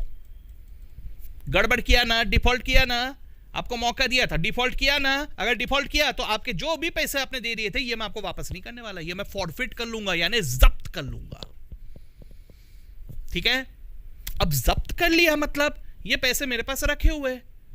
बात को समझो, मैंने उस शेयर होल्डर को डिलीट कर दिया, हटा दिया, वो शेयर होल्डर गया। शेयर्स है लेकिन शेयर होल्डर गया, प्रोडक्ट है लेकिन प्रोडक्ट का ओनर गया। ठीक है, तो प्रोडक्ट मेरे पास अभी भी है, यानी मैं इस प्रोडक्ट को फिर से मार्केट में ला सकता हूं, फिर से मार्केट में ला सकता हूं, फिर से इन्वेस्टर को बोल सकता हूं ये लो, ये अवेलेबल है, किसी को होना क्या, अगर होना तो ले सकते हो, मेरे पास पड़ा है, समझेगी नहीं, गेटिंग मी। तो यहां पर मैं इसे री इशू कर सकता हूं। ठीक है, लेकिन ये री इशू करते वक्त मेरे दिमाग में क्या होगा कि मेरे पास पहले से कुछ पैसे रखे हुए हैं, है ना। देखो, मैं आशीष के शेयर्स को अगर री इशू करने की बात सोच रहा हूं, आशीष के 7,000 शेयर्स थे, ठीक है, तो मेरे दिमाग में क्या होगा, आशीष के शेयर्स 10 रुपए ईच थे, मेरे पास 5.5 रुपए ऑलरेडी आ चुके हैं। आशीष के शेयर्स 10 रुपए ईच थे, मेरे पास आशीष के पास से 5.5 रुपए आ चुके थे। फिर मैंने आशीष को भगा दिया, नहीं देना पैसे, निकल जाए यहां से। ठीक है, आशीष को भगा दिया, लेकिन उसके 5.5 रुपए रख लिए। ठीक है, तो कहने का मतलब आशीष के 7,000 शेयर्स पे 10 रुपए में से 5.5 मेरे जेब में रखे हुए, 4.5 नहीं मिले, है ना। तो जब मैं री इशू करूंगा ना, कोई और ढूंढूंगा, कोई यह कह रहा बाबा किसी को लेना है क्या, तो मेरे दिमाग में यह रहेगा कि मुझे उस आने वाले बंदे से कम 4.5 रुपए लेने। क्या कहा मैंने, आशीष के शेयर्स को अगर मैं फॉरफिट कर रहा हूं तो मेरे दिमाग में क्या होगा, मेरे दिमाग में यह होगा कि आशीष के 7,000 शेयर्स थे जो 10 रुपए के थे। ठीक है, ये 10 रुपए के थे। अब ये 10 रुपए में से 5.5 मेरे पास ऑलरेडी आ गए, ये मेरे जेब में रखे हुए हैं। इसमें कितने पैसे नहीं आए, 4.5 रुपए नहीं आए। तो मैं जो नया बंदा भी ढूंढ रहा हूं, री इशू कर रहा हूं, मुझे उससे कम 4.5 रुपए लेने हैं, यानी the minimum reissue price of these shares will be the amount that was not received, यानी कम से कम 4.5 रुपए में मुझे इसे री इशू करना होगा। अगर 4.5 से ज्यादा में री इशू कर पाता हो तो बल्ले बल्ले। ठीक है, चलो क्या लिखा आपने, सर अगर शेयर होल्डर सामने से इन्फॉर्म करता है कि वो पैसे नहीं दे सकते तो क्या पैसे रिटर्न करने पड़ेंगे, नहीं करेंगे। आप अगर शेयर्स एक्वायर कर चुके हो तो आपकी लाइबिलिटी तो पूरे 10 रुपए की थी, है ना। जब आपने शेयर्स एक्वायर किया था तो उसी वक्त आपकी लाइबिलिटी बन चुकी थी 10 रुपए की। आपसे हम जब भी कॉल करेंगे आपको ये 10 रुपए देने होंगे, ये तो आपका लाइबिलिटी था और ये आपने अपनी मर्जी से एक्सेप्ट किया हुआ था। अब अगर आप किसी भी रीजन से, मे बी जेन्युइन रीजन से भी पैसे नहीं दे पा रहे हो, तो ये कंपनी की गलती थोड़ी ना है। कंपनी को तो आपने पहले से बोल के रखा था कि आप दोगे पैसे।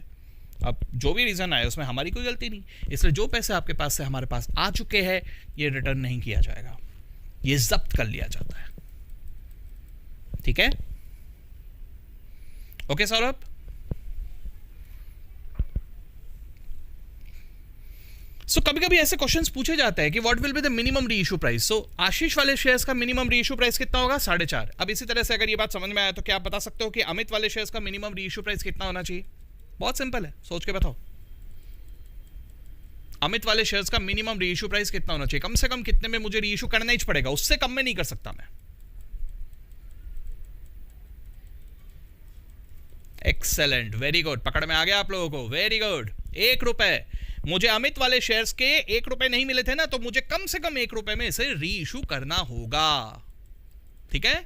सो दोस्तों यहां जरा ध्यान से देखना, मैंने जब आपको शुरुआत में कुछ बताया था, मैंने आपको कुछ कहा था कि शेयर्स को हम पार पे इशू कर सकते हैं, शेयर्स को हम प्रीमियम में इशू कर सकते हैं, लेकिन शेयर्स को हम डिस्काउंट में इशू नहीं कर सकते। थियोरेटिकली तो है लेकिन प्रैक्टिकली नहीं कर सकते। लेकिन कुछ कहा था मैंने, एक्सेप्शन, एक एक्सेप्शन है। अब आ गए हम उस एक्सेप्शन में। तो उस एक्सेप्शन में मतलब देखो भैया, री इशू करते वक्त शेयर 10 का ही है, एक शेयर 10 का ही है। आगे वाला बंदा जब आएगा वो बंदे को 10 रुपए का ही शेयर मिलेगा, ठीक है। लेकिन आगे वाले बंदे को मान के चलो मैंने 4.5 में इशू किया, आशीष वाले शेयर्स 4.5 में इशू किया, तो सीधी सी बात है ना यार, मैंने इसको 5.5 रुपए का डिस्काउंट दिया। So this is allowed when you are री इशूइंग।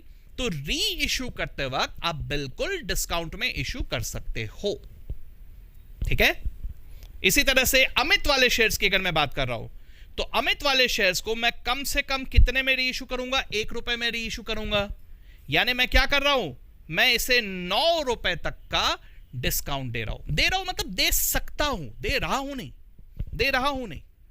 जब मैं री इशू करने जा रहा हूं तो मेरे दिमाग में कुछ ऐसा रहेगा कि यार मेरे को कम से कम 4.5 में इसे री इशू करना ही करना है, 4.5 से कम में तो री इशू नहीं कर सकता, ठीक है।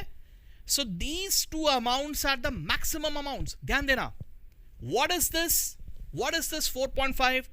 This is the minimum reissue price. And what is this 5.5? This is the maximum discount that can be allowed, ठीक है। What is 4.5? 4.5 is the minimum reissue price. And what is 5.5? 5.5 is the maximum discount that I can allow पर share. ये आशीष वाले shares की बात कर रहा हूं, ठीक है। चलो अगर समझ में आया तो बताओ मुझे कि अमित वाले शेयर्स में मैं मैक्सिमम कितना डिस्काउंट दे सकता हूं, मैक्स टू मैक्स कितना डिस्काउंट दे सकता हूं मैं?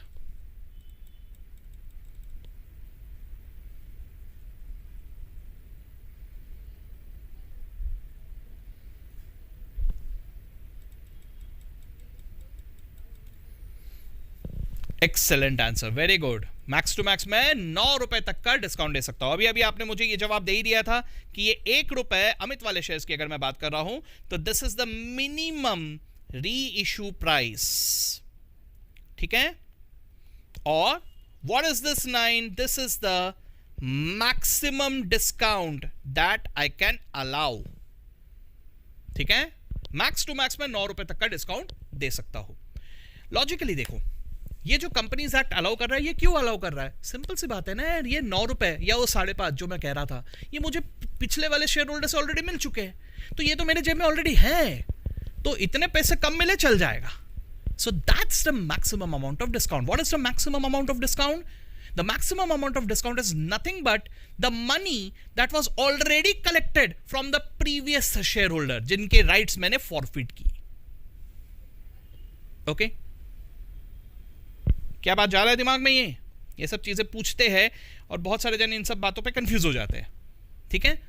तो मेरा कहना है कि अगर फॉर्मेट देख के जाओगे, रटा के जाओगे, तो कंफ्यूजन तो होना ही होना है, कैसे भी वो तो होंगे ही, मतलब वहां पे तो कंफ्यूजन होना भी चाहिए, ठीक है। लेकिन अगर आप समझ के जाओगे तो कोई कंफ्यूज नहीं कर पाएगा। तो ये चीज को समझो, इसको दिमाग में डालो। इंस्टीट्यूट बिल्कुल पूछता है ये सब चीजों पे क्वेश्चंस, ठीक है। कैसा होता है कि एक तरह का फिल्ट्रेशन प्रोसेस होता है। देखो बहुत सारे जन ना मुझे ऐसा कहते हुए नजर आते हैं कि सर मैंने 11th-12th में तो अच्छे से पढ़ा, अरे सर मैं तो 100 आउट ऑफ 100 स्कोर करके आ गया हूँ, ठीक है। 11th-12 में दोनों बार अकाउंट में 11th-12 में 100 आउट ऑफ 100, ठीक है। शायद आप में से कोई होंगे, बिल्कुल होंगे, 100 आउट ऑफ 100 स्कोर किया होगा, ठीक है। एज अ रिजल्ट हमारे अंदर एक एटीट्यूड आ जाता है, ये आता है, this is very much genuine, ये मेरे अंदर भी आया था, ठीक है। 11th-12 में मेरा भी स्कोर अच्छा था, तो मुझे भी कहीं ना कहीं एक घमंड आ गया था कि यार अरे मेरे से अच्छा तो कोई है ही नहीं, ठीक है। और स्पेशली ये होता है उन लोगों के साथ जो क्लास में स्पेशली 11th-12 में टॉप परफॉर्मेंस देते हैं, ये होता है। क्लास में अगर आपके हर बार सही जवाब, सबसे पहले आंसर, ये चीज आ गया तो अपने अंदर एक एटीट्यूड आ जाता है कि यार मेरे को तो सब आता है अकाउंट्स में, ठीक है। तो वो चक्कर में क्या होता है कि 11th-12th में बात को समझो, मतलब है, मैं मानता हूं कि ये बहुत सारी चीजें है 11th-12th में आप लोग अकाउंट्स में बहुत सारी चीजें पढ़ के आते हो, मानता हूं मैं, आप लोगों ने बहुत सारी चीजें पढ़े, लेकिन आप लोगों ने ये फर्क समझा होगा कि एट दिस स्टेज आप लोग थोड़ी ज्यादा बारीकी में जाते हो बहुत सारी चीजों की, आप सोचते ज्यादा हो, है ना। 11th-12th में इतना नहीं सोचना था, वहां पे इतनी बारीकी नहीं थी, गेटिंग मी। तो यही एक चक्कर में बहुत सारे जन अगर फाउंडेशन में थोड़ा सा भी ढील छोड़ते हैं ना, तो इंस्टीट्यूट एक फिल्ट्रेशन प्रोसेस करता है कि देखते हैं कितने ऐसे एटीट्यूड वाले हैं, उनको फिल्ट्रेशन प्रोसेस में आउट, निकलो बाहर, ठीक है। मतलब मैंने देखा था, मतलब मैं मेरे स्टूडेंट्स में एक साइंस बैकग्राउंड, मतलब 2 जन, मुझे याद आ रहा है 2 जन थे, इनफैक्ट 2 जन साइंस बैकग्राउंड वाले आए थे, जस्ट 2 महीने था पढ़ाई के लिए, और वो 2 महीने में वो लोगों ने बोला था कि सर कर पाएंगे क्या, सीपीटी था, तो उन लोगों ने किया था, उन लोगों ने स्कोर भी अच्छा खासा किया था, और उन्हीं के अटेम्प्ट में उन लोगों ने मुझे बताया था कि एक उनके कोई एक दोस्त के बारे में बताया था, वो दोस्त सीबीएसई बैकग्राउंड से, and she was a girl, और मतलब काफ़ी उसका ये था, स्कोर अच्छा था, हमेशा से अच्छा स्कोर था अकाउंट्स में, हमेशा से शी वॉज स्कोरिंग वेल, ठीक है। मतलब 98-99 के नीचे कभी स्कोर नहीं आता था, ऐसा था। सो उसने क्लास ही नहीं लगा था, उसने कुछ नहीं किया था, उसको ऐसा लगा था कि 11th-12th के दम पे ही वो फाउंडेशन क्लियर कर लेगी, ठीक है, ऐसा उसको लगा था, सीपीटी, इनफैक्ट उस जमाने में सीपीटी था। तो रिजल्ट ये आया था कि ये दोनों का स्कोर तो बहुत अच्छा आया था, बट दैट गर्ल फेल्ड, ठीक है। अब वो पहला अटेम्प्ट तो फेल हुई, सेकंड अटेम्प्ट फिर से दिया, सेकंड अटेम्प्ट फिर से फेल, 2 बार फेल। अब मुझे एक बात बताओ, जो क्लास में हमेशा टॉपर रहती है, कोई अगर रहता या रहती है एज द केस में भी, फाउंडेशन में उनको इतनी दिक्कत तो जानी नहीं चाहिए, लेकिन फिर भी फेल, ठीक है।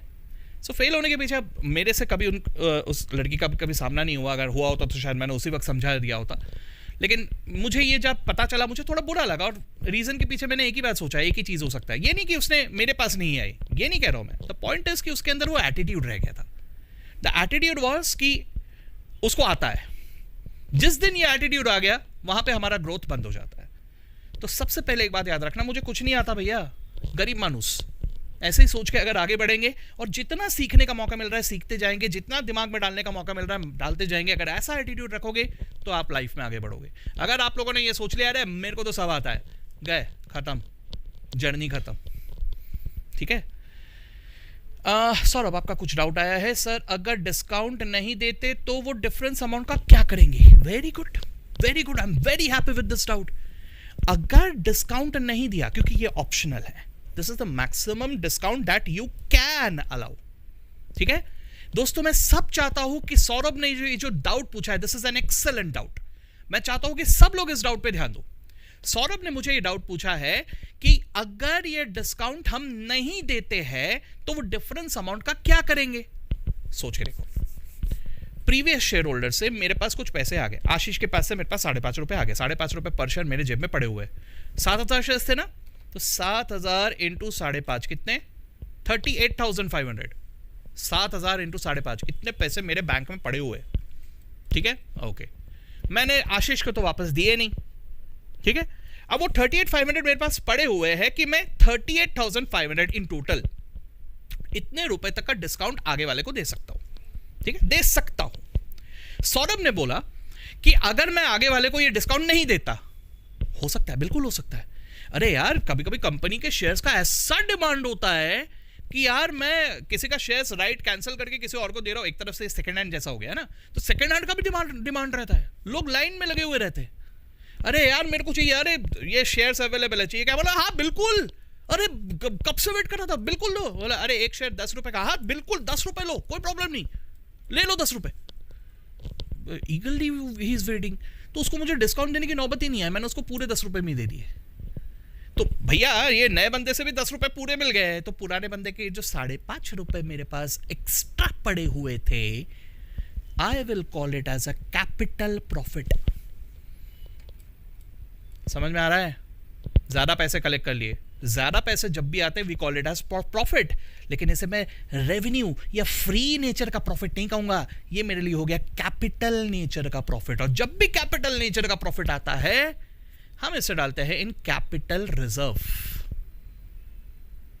जब भी कैपिटल नेचर का प्रॉफिट आता है हम इसे डालते हैं इन कैपिटल रिजर्व। ठीक है, चलो अब इन सब चीजों को इस क्वेश्चन के फॉर्म में नेक्स्ट केस में सम अप करते हैं। Write down next case, write down next case. Forfeiture of shares.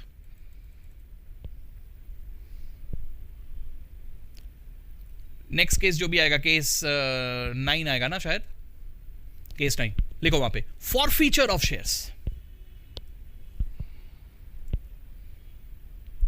ठीक है, चलो एक एक करके देखते हैं अभी। सबसे पहले एक एक करके, आशीष अमित एक एक करके सीखना है अभी हमें, है ना, कॉम्प्लिकेशन में नहीं जाना है। लिखो, assuming the same data of the previous case, ऐसा लिख दो पहले, assuming the same data of the previous case. Suppose Ashish's shares were forfeited. आशीष भाई साहब के शेयर हम लोगों ने फॉरफिट कर दिए। ठीक है, देखो किस्सा को आराम से समझ लेते हैं। आशीष, ही इज द डिफॉल्टर। ठीक है, आशीष द डिफॉल्टर। तो आशीष द डिफॉल्टर के 7,000 शेयर्स थे। आशीष द डिफॉल्टर के 7,000 शेयर्स थे जिनकी कीमत 10 रुपए थी, यानी आशीष ने 70,000 रुपए तक का कमिटमेंट दिया हुआ था। बराबर, ये मूव नहीं हो रहा है क्या? शायद फिर से मूव नहीं हो रहा, रुको।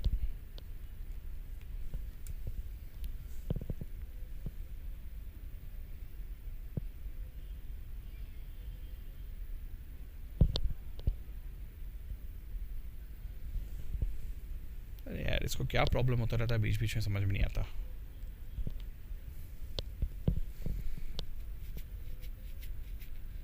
हाँ अब ठीक है।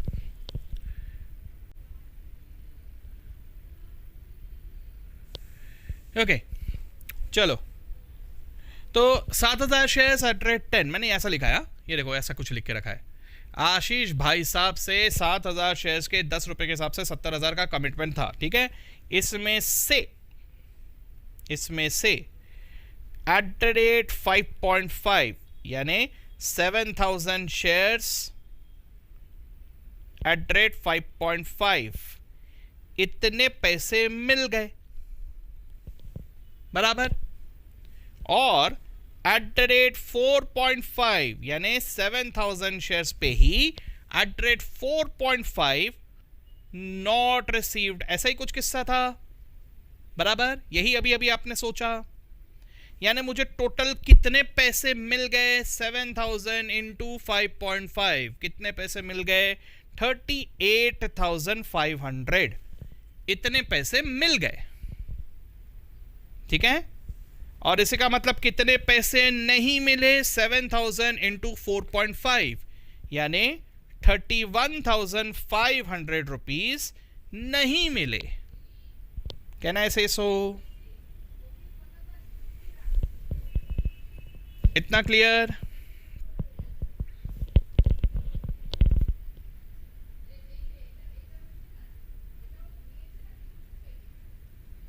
एवरीवन इतना समझ में आ गया?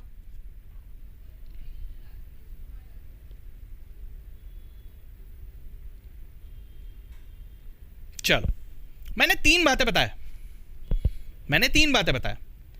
ये शेयर्स पे पूरे 10 रुपए कॉल हो चुके थे। ये शेयर्स पे पूरे 10 रुपए कॉल हो चुके थे। बराबर, लेकिन सिर्फ 38,500 मिले और 31,500 नहीं मिले। बराबर, ध्यान से देखना, ये जो पैसा है ये मेरे शेयर कैपिटल अकाउंट में पड़ा होगा। बराबर, कॉल्ड अप है ना, तो अगर ये कॉल्ड अप अमाउंट है तो ये कहां पड़ा हुआ है? शेयर कैपिटल अकाउंट में। कहां पड़ा है? शेयर कैपिटल के क्रेडिट में पड़ा हुआ है। कैन आई से सो? इसी तरह से इस पैसे की अगर मैं बात करूं, ये मेरे बैंक में पड़ा हुआ है, बराबर 38,500 मिल चुके थे, तो ये मेरे बैंक में पड़ा हुआ है। भैया तीन तो अकाउंट है, एक तो बैंक अकाउंट है, एक शेयर कैपिटल, और एक ये टेम्पररी वाले अकाउंट है, ठीक है। अच्छा, उसके साथ साथ वो टेम्पररी अकाउंट की जगह मैंने एक और अकाउंट अभी बनाया, कॉल्स इन अरियर्स, बराबर। चलो ठीक है, तो ध्यान से देखना, अभी ये जो 31,500 है, कहना है इसे कि ये मेरे कॉल्स इन अरियर्स अकाउंट में पड़ा हुआ है ना, या शेयर कॉल अकाउंट में पड़ा हुआ है, एज द केस में भी ऐसा ही पड़ा हुआ है। मान लो हम लोग कॉल्स इन अरियर्स से फॉलो कर रहे हैं, तो कॉल्स इन अरियर्स में पड़ा हुआ है, बराबर। ये पड़ा हुआ है शेयर कैपिटल के क्रेडिट में, ये पड़ा हुआ है बैंक के डेबिट में, और ये भी पड़ा हुआ है कॉल्स इन अरियर्स के डेबिट में। ऐसा ही कुछ हो रहा है, जरा ध्यान से देख लो। मैं लेजर भी दिखा देता हूं आपको, देखो एक बार लेजर में। कहना है से कि आशीष भाई साहब के पैसे कहीं ना कहीं बैंक में जमा पड़ा है, डेबिट में। कॉल्स इन अरियर्स के पैसे डेबिट में ही पड़े हुए हैं। अब वो 31,500 अलग से नजर नहीं आएगा, क्योंकि फर्स्ट कॉल सेकंड कॉल दो अलग अलग करके लिखा है यहाँ पे आशीष और अमित के नाम से नहीं लिखा था हमने, हाँ, तो उसमें कंफ्यूज मत होना। लेकिन ये दोनों के डेबिट में पड़ा हुआ है, और मेरे शेयर कैपिटल अकाउंट के क्रेडिट पे पड़ा हुआ है, बराबर। ये सारे टेम्पररी अकाउंट्स हमने क्लोज कर दिए थे, बराबर। क्लियर है इतना? अब हम कर रहे हैं इसको कैंसिल, इसे फॉरफिट कर रहे हैं। तो फॉरफिट करते वक्त मैं क्या करूंगा? देखो, शेयर कैपिटल में क्रेडिट पड़ा हुआ था, कैंसिल आउट करना है, तो शेयर कैपिटल को करूंगा डेबिट, फॉरफीचर। तो फॉरफीचर की एंट्री देखो क्या कर रहा हूं मैं करूंगा शेयर कैपिटल अकाउंट को डेबिट, कितने से? कॉल्ड अप अमाउंट से, ठीक है, यानी कितने से? पूरे 70,000 रुपए से शेयर कैपिटल अकाउंट को मैं डेबिट करूंगा, पूरे 70,000 रुपए से। Clear? Okay. Calls in arrears में डेबिट पड़ा हुआ था, बात को समझो यार, इसको तो कॉल्स को मैं कैंसिल आउट कर रहा हूं। कॉल्स इन अरियर्स था क्या? कॉल्स इन अरियर्स अकाउंट था क्या? Calls in arrears was exactly like debtors. वहां पर वो आशीष और अमित का अकाउंट था जिनसे पैसे मिलने वाले थे। अब तो हमने इसको भगा दिया, तो अब मिलने वाले हैं क्या? नहीं, अब तो नहीं मिलने वाले। तो अगर मैं फॉरफिट कर रहा हूं, तो जिस किसी बंदे का भी शेयर्स फॉरफिट कर रहा हूं, उसका प्रोपोर्शनेट जो भी कॉल्स इन अरियर्स में अमाउंट पड़ा हुआ है, I have to cancel it out. फिर से बता रहा हूं, ध्यान से सुनो मेरी बात को, इसको समझो, इसको दिमाग में डालो, ठीक है। मैं ये कह रहा हूं कि what was calls in arrears account? Calls in arrears account was a representative personal account, ठीक है। ये रिप्रेजेंटेटिव पर्सनल अकाउंट किसको रिप्रेजेंट कर रहा था? ये उन डिफॉल्टर्स को रिप्रेजेंट कर रहा था जिनसे पैसे मिलने थे, आशीष और अमित, ठीक है। तो ये आशीष और अमित के अकाउंट है, गेटिंग मी? तो अब अगर मैं आशीष के शेयर्स को फॉरफिट कर रहा हूं, देन इन दैट केस अब तो कुछ रिसीवेबल रहा नहीं, तो उसके नाम से जो भी डेबिट कॉल्स इन अरियर्स में पड़ा हुआ था, आई हैव टू कैंसिल इट। ये नहीं मिलने वाला अभी, किडिंग मी? क्या ये बात गया सबके दिमाग में? समझे सब लोग?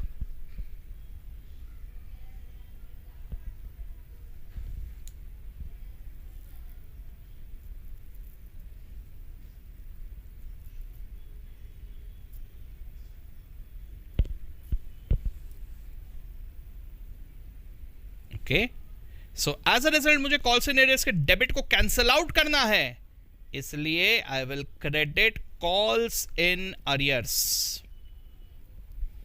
ठीक है। कितने से क्रेडिट करूंगा? जितने का डेबिट था, 31,500। ये अमाउंट मुझे कैलकुलेट करना होगा, तो 31,500 मैं यहां पे करूंगा क्रेडिट, ठीक है, ये कर दिया। अब तीसरा अकाउंट था बैंक पे 38,500 डेबिट पड़ा हुआ था। तो दोस्तों, कैंसिल आउट करने के लिए अगर मैं बैंक को क्रेडिट कर रहा हूं, मतलब मैं पैसे दे रहा हूं, और मैंने अभी क्या कहा? मैं पैसे नहीं देने वाला, मैं तो इसको जब्त कर लूंगा, मैं थोड़ी दूंगा, ठीक है। तो मैं बैंक को तो क्रेडिट नहीं कर सकता क्योंकि पैसा मैं दे नहीं रहा हूं.